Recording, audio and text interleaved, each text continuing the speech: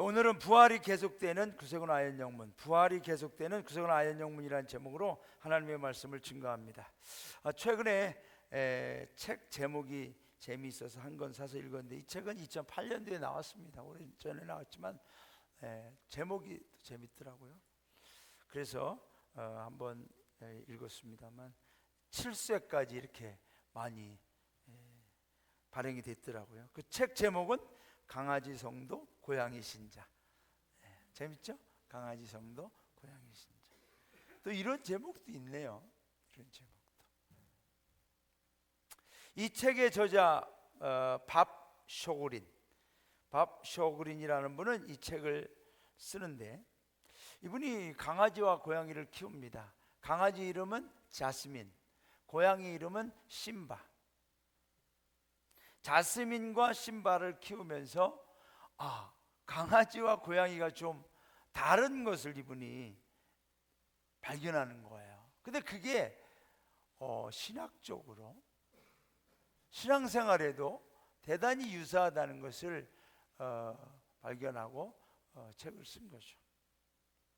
예를 들면 이렇습니다. 이 주인 밥 쇼그린이라는 분이 외출했다가 자동차를 몰고 집으로 오면, 자스민 이 강아지는 자동차 소리만 듣고도 주인이 온다는 걸 알고 문 밖으로 나가서 정원까지 와서 환영하는 거죠. 꼬리를 있는 대로 흔들어대고 공중공중 뛰면서 주인이 돌아온 걸 너무너무 좋아하고 기뻐하며 맞이해 주는 겁니다. 이제 이 주인이 강아지의 환영을 받고 집에 들어가서 거실에 딱 들어가면 이제 심바 고양이가 누워서, 고양이는 고개 한번 쓱 들고 왔어? 뭐 이런답니다. 뭐 거의 일어나지 않는다는 거죠.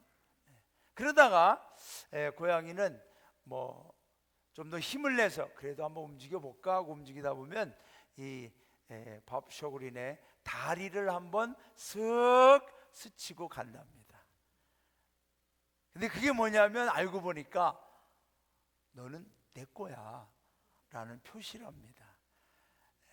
왜냐하면 이 고양이는 사람만 쓱 훑고 지나가는 게 아니라 자기 거라고 생각하는 의자라든가 테이블 다리도 훑고 지나간다는 거죠. 그러니까 강아지 입장에서는 너나 의자나 나에겐 다 내 거야, 그런 의미라는 거죠. 고양이와 강아지를 키우는 사람들의 공통적인 말은, 강아지에게는 주인이 있지만 고양이에게는 부하 직원이 있다고 합니다.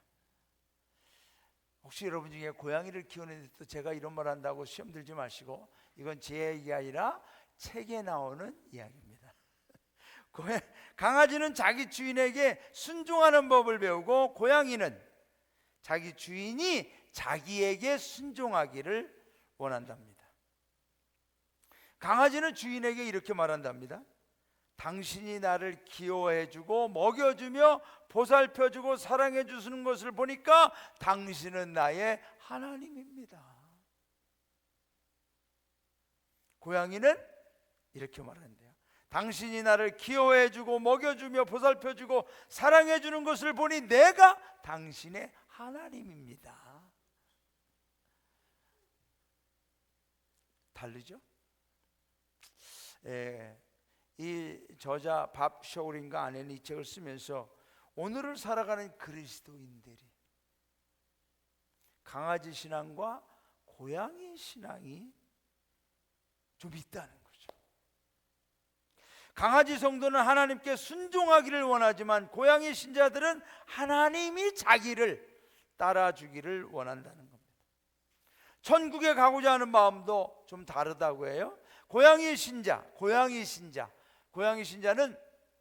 지옥을 보는 순간, 지옥이 왼쪽에 있으면 얼른 오른쪽으로 가고, 지옥이 오른쪽에 있으면 얼른 왼쪽으로 가면서 그들의 초점을 지옥에 맞추고, 나는 절대 지옥에 가고 싶지 않아, 지옥에 안 갈 거야 하면서 자신의 삶 가운데 예수님을 받아들이는데 지옥에 안 갈 만큼만 받아들인다는 거죠.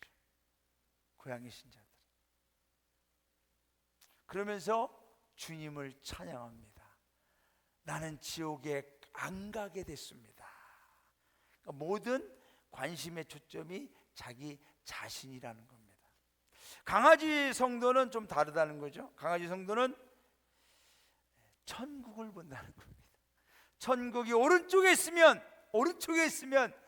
지옥을 벗어나 빨리 천국을 향하고, 왼쪽에 있으면 지옥을 벗어나 왼쪽으로 향한다는 겁니다. 그래서 이 강아지 성도들은 지옥은 뒤에 있고 천국을 앞에 두고 신앙생활 한다는 겁니다.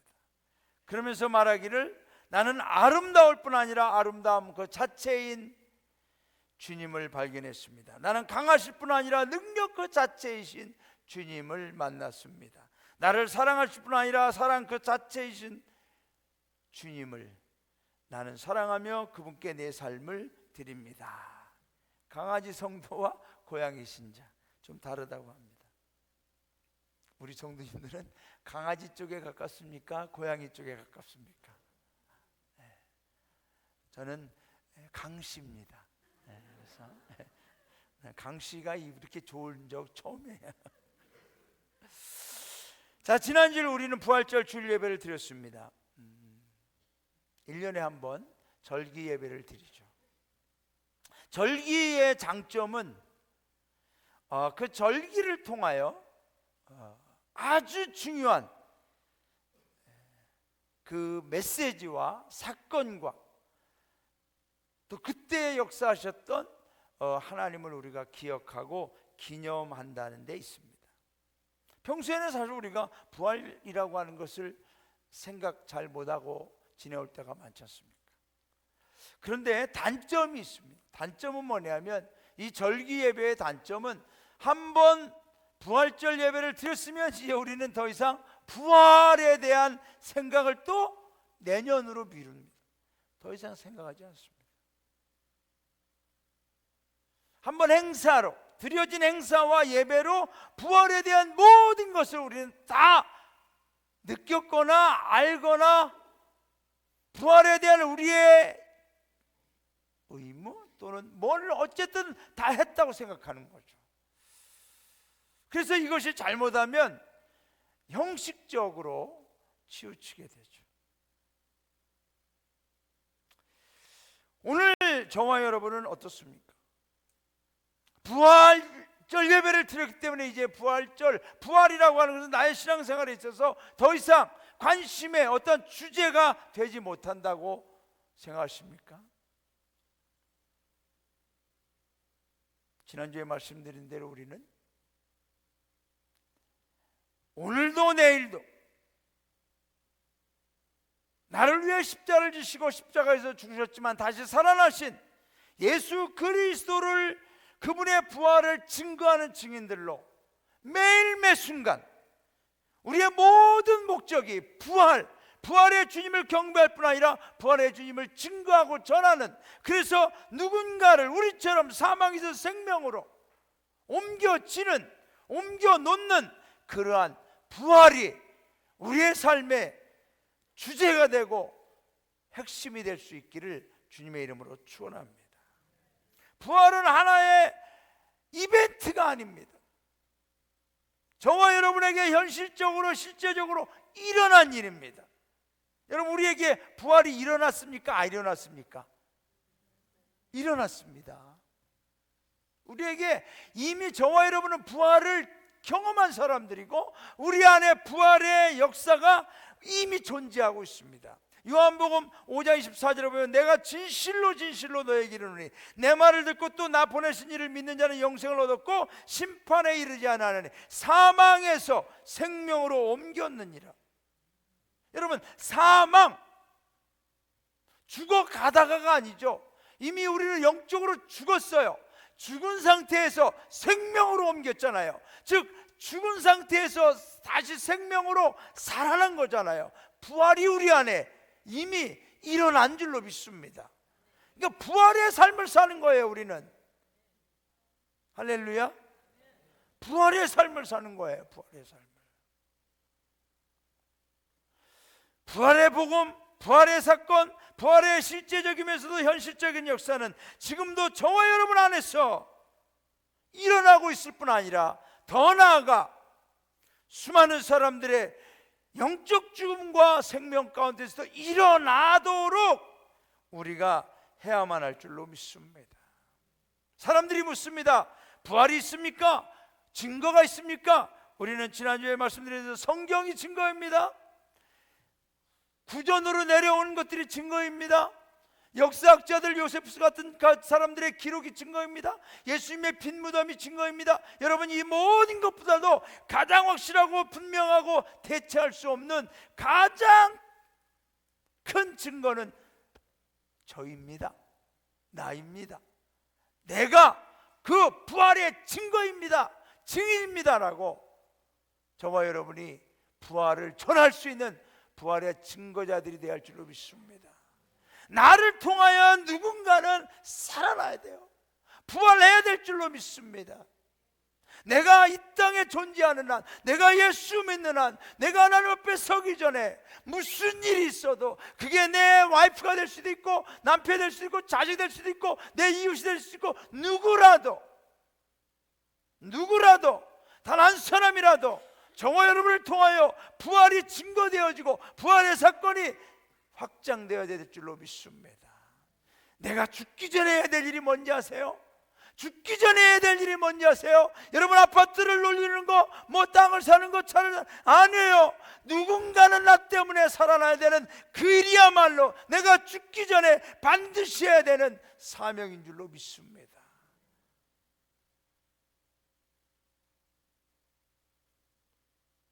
그 일을 위해서 예수님이 오늘 말씀하는 거예요. 오늘 본문은 내가 이 땅에 온 것은 섬김을 받으려 함이 아니라 도리어 섬기려 하며 또 많은 사람을 생명을 위하여 많은 사람을 살리기 위하여 대속물로 주려 함이니라. 그러면서 말씀하시는 거예요. 한 영혼이라도 한 생명이라도 사망에서 생명으로 옮겨질 수 있도록 하기 위해서는 예수님의 좌우편에 앉지 말고 모든 사람보다 가장 낮은 자리에서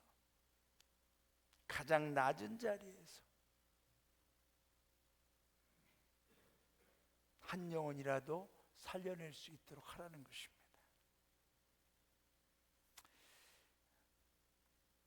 오늘 본문 바로 위에 마태복음 20장 17절부터 19절을 보면은 예수님께서 제자들에게 내가 이제 예루살렘으로 올라가면 제사장들과 바리새인들에게 붙잡혀서 고통을 당하고 고문을 당하고 조롱을 당하고 십자가에서 죽는다. 그런데 제3일에 살아날 것이다 라고 말씀합니다. 그 이야기가 끝나자마자 그 이야기가 끝나자마자 세베대의 아들들의 어머니 야고보와 요한의 어머니가 예수님에게 와서 부탁합니다. 나의 이 두 아들을 주의 나라에서 하나는 주의 우편에 하나는 주의 좌편에 앉도록 명하소서.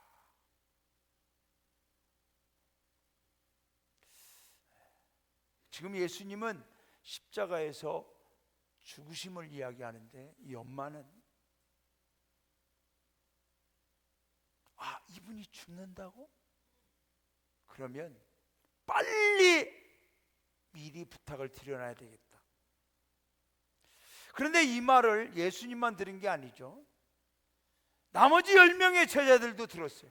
그 엄마가 워낙 급하게 이야기하니까 예수님을 저쪽으로 모시고 가서 이야기할 틈이 없었던 것 같아요. 10명의 제자들도 있습니다. 그러니까 오늘 24절에 보면 10제자가 듣고 그 두 형제에 대하여 분이 여기거늘. 왜 분하게 여겼을까요, 여러분? 만약에 10명의 제자들이 그래, 나는 낮은 자리에, 나는 예수님을 믿고 예수님을 따른 게 내가 뭐 높아지고 출세하고 내 야망을 이루려고 한 게 아니야. 나는 낮은 자리에서 예수님처럼 어떻게라도 나는 섬기는 자로 살 거야, 이런 마음을 가졌다면 분이 여길 필요가 없죠. 그렇다면 이 10명의 제자도 똑같은 마음을 가졌다는 거죠. 때만 오라, 이제 이분의 왕국이 세워지면 나도 어느 정도는 내가 내 지분을 행사하리라, 나도 어느 정도의 위치에는 올라갈 수 있겠지라는 기대를 가졌다는 거죠. 그런 제자들에게 예수님이 결론적으로 말씀하시는 겁니다. 너희 중에는 그렇지 않아야 하나니. 뭘 그렇지 않다는 거죠? 세상의 주관자들, 권세 있는 자들은 그들의 권세를 부리는 것이 큰 것처럼 생각하지만 그렇지 않아야 한다. 너희 중에 누구든지 크고자 하는 자는 너희를 섬기는 자가 되고, 너희 중에 누구든지 으뜸이 되고자 하는 자는 너희의 종이 되어야 하리라. 인자가 온 것은 섬김을 받으려 함이 아니라 도리어 섬기려 하고 자기 목숨을 많은 사람의 대속물로 주려 함이니라. 자, 예수님의 말씀을 다시 재구성해 봅니다. 이 말씀을 다시 재구성한다면 예수님이 말씀하시는 가장 큰 자는 누구라는 거죠? 가장 큰 자는 누구라는 거죠? 섬기는 자라는 얘기죠. 너희 중에 가장 으뜸이 되는 자는 누구라는 거죠? 종이 되는 자라는 거죠.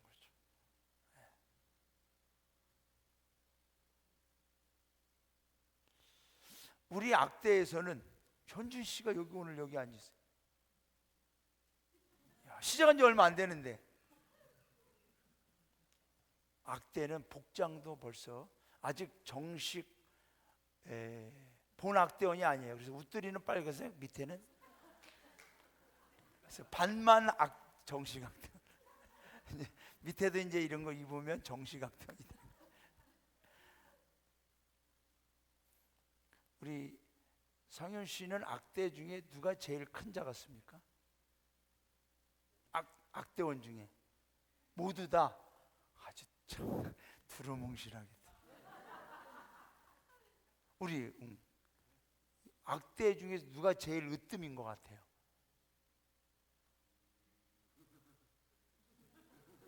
누구? 다. 왜 다라고 생각해요? 한 명이 잘하는 것보다 다 같이 잘해야 악대가 또 잘 되니까. 어떻게 잘하는 거죠? 연주를 잘하는 건가요? 합주를 잘하는 거죠.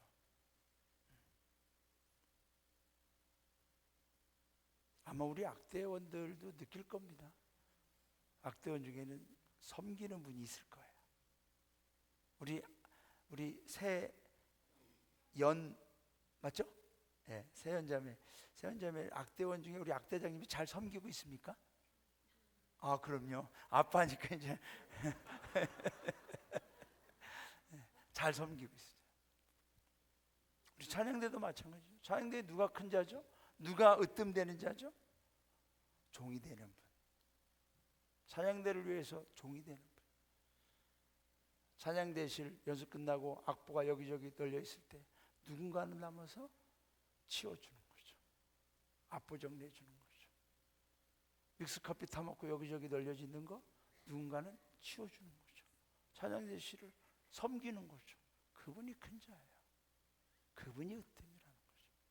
우리 교회는 누가 큰 자예요? 아, 목소리 그만해. 우리 교회는 누가 큰 자예요? 목소리 큰 자? 담임사관이 큰 자입니까? 아니죠. 아마 제가 우리 성도님들에게 우리 교회에서 으뜸이 누군가요? 우리 교회에서 가장 큰 자는 누군가요? 하면 여러분들의 마음속에 생각나는 분이 있을 거예요. 돌아가셨든 지금 계시든 오래전이든 누구든.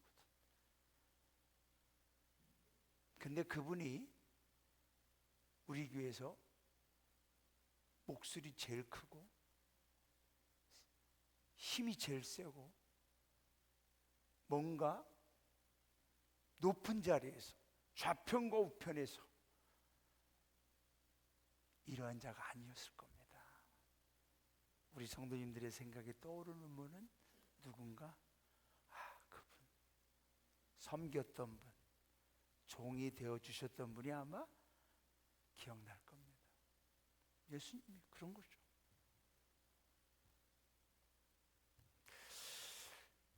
지난 주에 제가 지방에 가서 어느 사관님 동부인을 섬기고 왔습니다. 70이 넘으셨는데 은퇴하지 않으시고 그분들은 특무로 시작했어요. 특무로. 정식 사관학교를 못 가셨어요. 50이 넘어서 특무로 시작하셔서 지금 계시는 영문에 10년이 넘었어요. 시골에 10명 정도 될까요? 대부분 어르신들. 70이 넘었는데 왜 은퇴 안 하십니까? 사관님, 우리가 여기서 은퇴하면 교회가 여기 대신 올 사관님도 없고, 그러면 이 양들은 어떡합니까? 제 몸이 아프지만 끝까지 하나님이 허락하시는 것까지 여기에서 목회할 겁니다. 저는 구세군에서 한국 구세를 그분들이 제일 크다고 믿습니다.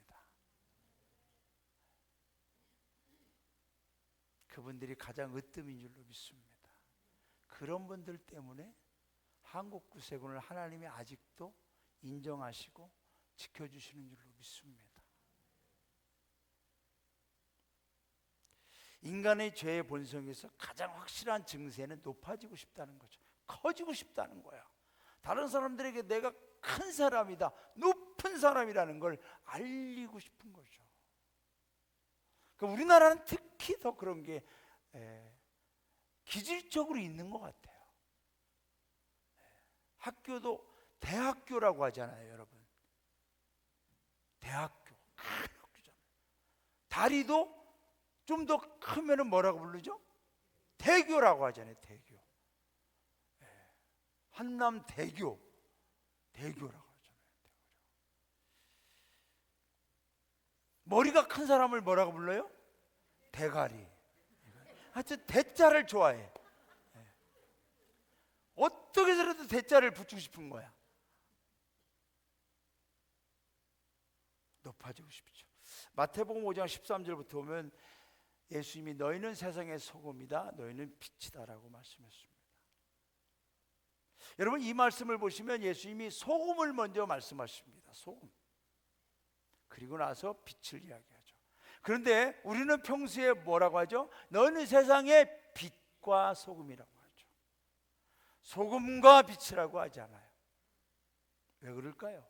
무의식적으로 우리는 뭔가 빛이 더 드러난다고 생각하거든요. 그러나 소금과 빛은 동일합니다. 원리는 뭐죠? 자신을 소멸할 때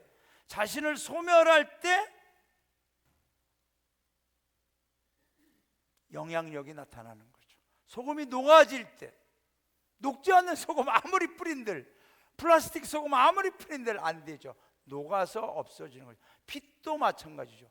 자신을 태울 때 빛이 나는 거죠.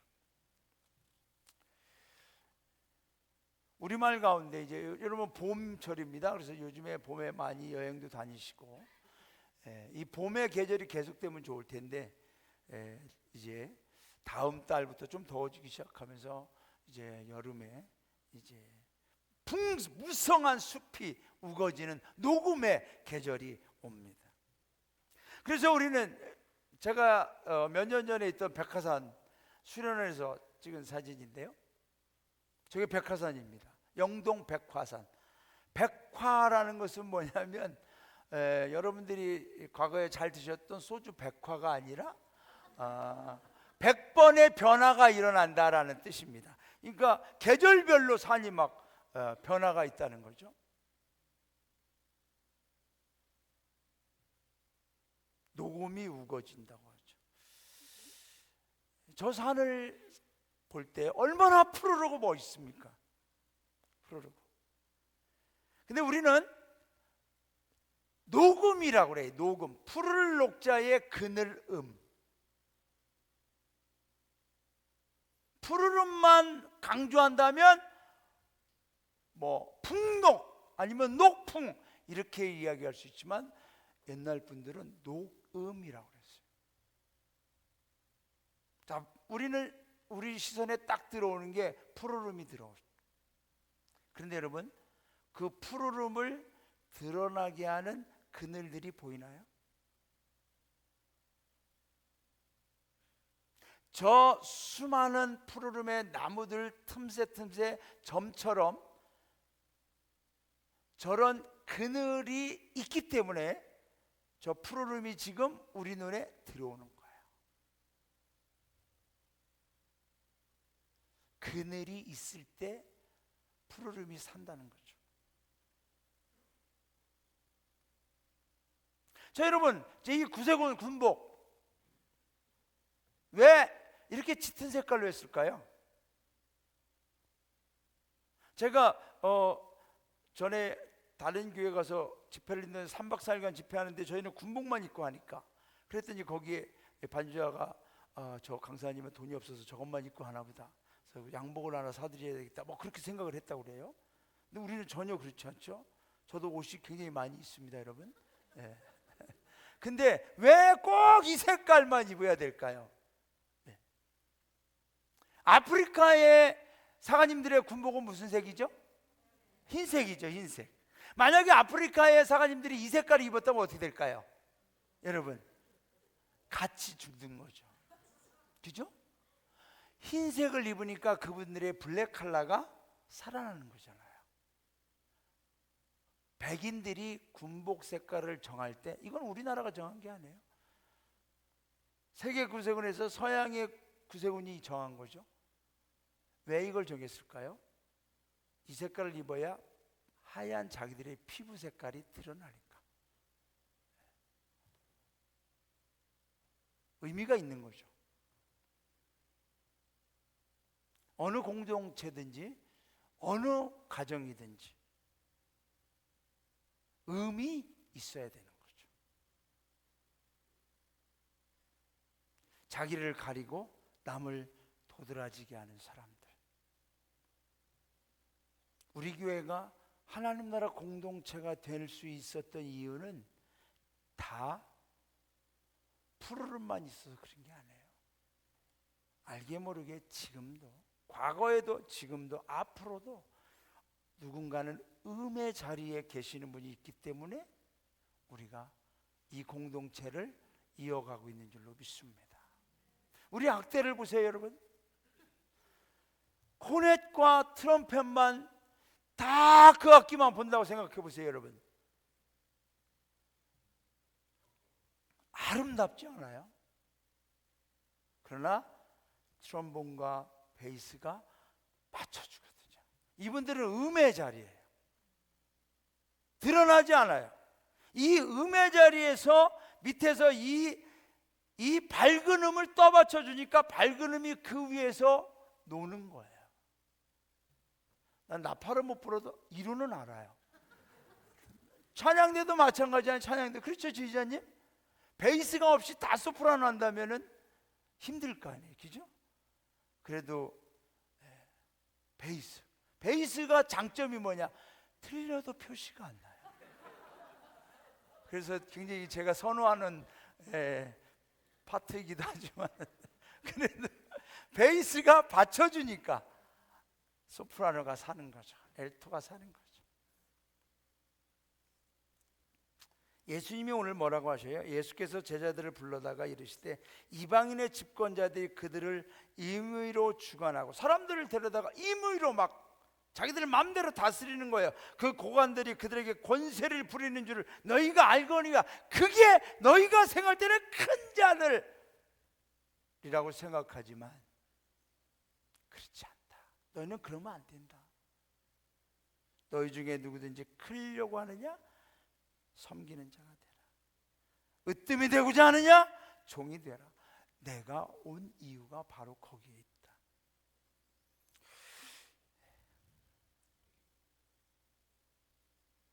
왜 예수님은 그래야 된다고 그랬을까요?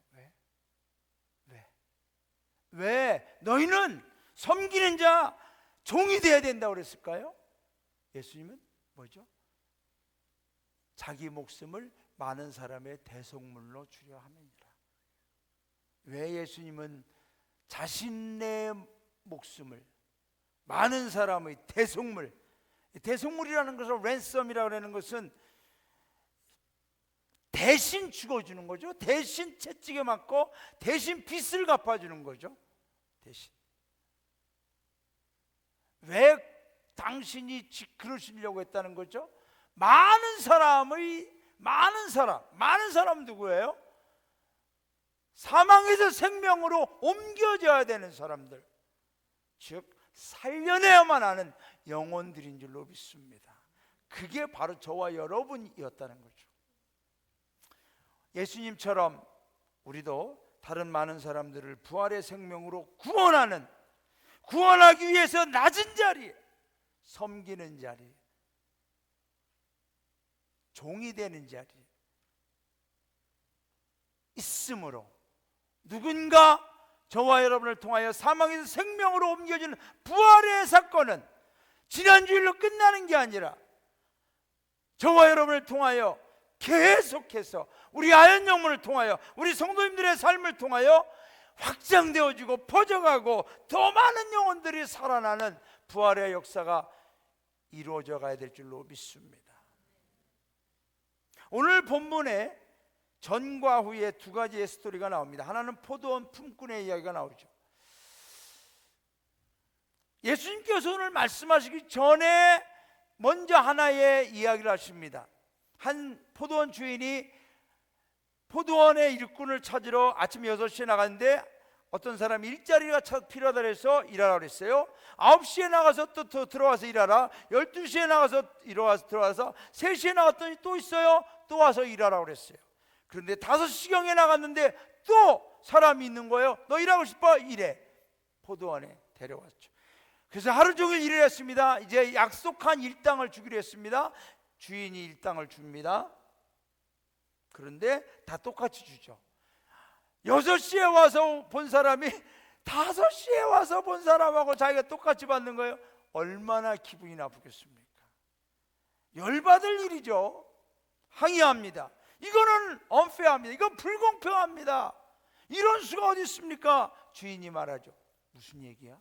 내가 당신하고 하루 일당 이걸로 결정하고 약속했지 않습니까? 그래서 내가 내 걸 가지고 당신한테 약속한 걸 주고, 이 사람은 또 내가 이 사람하고 내 걸 가지고 약속해서 내 걸 주는데 당신이 불공평하다고 할 이유가 뭡니까?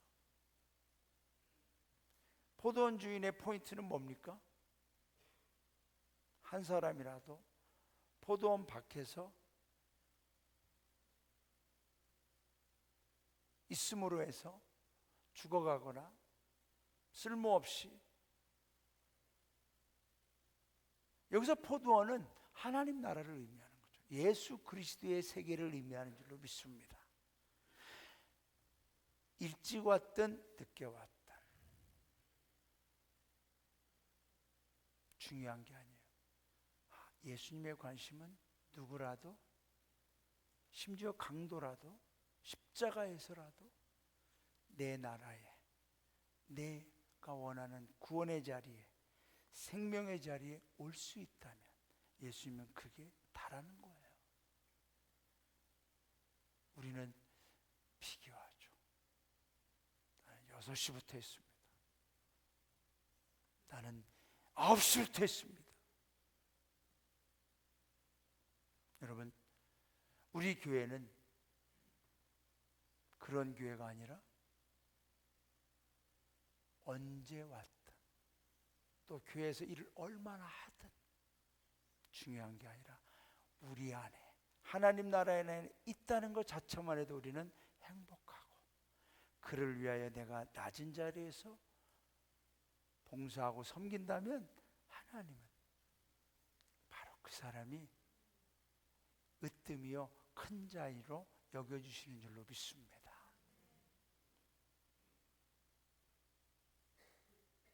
예수님께서 이 말씀을 하시고 가시는데 두 명의 시각장애인, 맹인이 부르죠. 우리를 불쌍히 여겨주세요. 다윗의 자손이요. 사람들이 조용히 하라고 합니다. 예수님은 가다가 사람들은 조용히 시키지만 예수님은 서서 그들에게 와서 내가 너희에게 무엇을 하여 주기를 원하느냐. 여러분, 예수님에게는 누가 일을 더 많이 했느냐? 누가 전도를 많이 했느냐? 누가 교회를 많이 다녔느냐? 누가 오랫동안 뭐를 했느냐가 중요한 게 아니라 하나님 나라 안에, 이 교회 안에, 하나님의 공동체 안에 함께 있느냐 없느냐가 더 중요한 줄로 믿습니다. 만약에 누군가가 이 교회에 왔을 때 불편해하지 않도록, 어려움이 없도록, 힘들어하지 않도록 낮은 자리에서 섬긴다면, 종이 되어준다면, 그러므로 해서 그분이 하나님 나라 공동체 안에 한 가족이 된다면 바로 그게 하나님 나라의 부활이, 살아있는 부활이요, 계속해서 흘러넘치는, 확장되어지는 부활이 될 줄로 믿습니다. 강아지 성도 고양이 신자. 고양이 신자는 나 하나만 만족하면 되는 거예요. 나만 좋으면 돼. 나만. 그거 말고 강아지 성도, 나 말고 당신이 더 행복해지면 좋을 것 같습니다. 여러분, 우리 교회 마당에 커미어가 있죠? 네, 커미어. 이름이 두 가지입니다. Come here. 네, 그거는 원래 지은 이름이고 제가 지은 이름은 어떡하지입니다. 네, 그래서 우리 큰딸이 저걸 유기견 센터 가서 2개월 된 놈을 데리고 와서 집에서 키워보겠다라는데 저거는 집안에서 키울 애가 아니거든요. 그래서 여기서 키우면서 제가 늘 그래, 이거 어떡하지? 이거 그 몸에 칩을 또 박아놨어요. 강하은이라고 해서 버리지도 못하고, 이거 어떡하지? 똥 치우면서도 이거 어떡하지? 하다 보니까 이제 김택선 사관님하고 우리는 어떡하지로 부르고 있어요. 근데 요즘에 제가 그 강아지가 너무 이뻐 보여요. 왜냐하면 우리 성도님들이 올 때마다 얘처럼 환영해 주는 애가 없어. 그죠? 여러분, 어떤 일이 일어난 줄 아세요? 택배 기사가 우리 교회에 와서 감동을 받았어요. 택배 기사가 감동을 받았어요. 김택수 사장님한테 그러더래요. 내가 이 교회에 올 때마다 나를 가장 환영해주는 이 강아지 때문에 내가 너무 행복합니다. 진짜. 여러분, 택배 기사가 올 때 저라고 해서 어서 오세요 했겠습니까?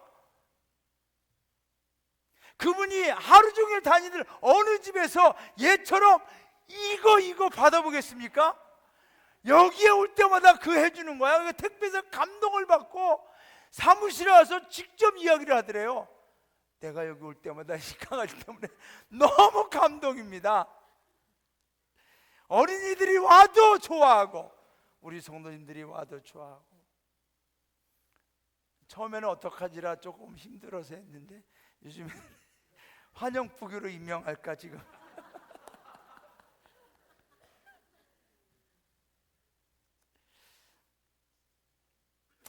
작은 미물이라도 있는 자리에서 누군가를 행복하게 해줄 때 그것이 드러나지는 거죠. 말씀을 맺습니다. 누군가가 나로 인해 행복해하고 나의 수고와 봉사와 섬김과 열심을 통해 생명의 부활이 흘러넘치게 된다면 우리 교회와 성도님들을 통하여 하나님 나라는 확장되어질 줄로 믿습니다. 내가 의미 되어 내 곁에 있는 나의 가족, 내 지체 교우들을 더욱 푸르르게 부활시켜 주시기 바랍니다. 웃음이 부활되고 얼굴색이 부활되고. 할렐루야. 나를 소멸시킬지라도 누군가를 다시 살리는 소금과 빛이 된다면 우리의 부활신앙은 많은 사람을 살려내기 위하여 구원하기 위하여 대속물로 내어주셨던 예수님과 동일한 삶이 될 줄로 믿습니다.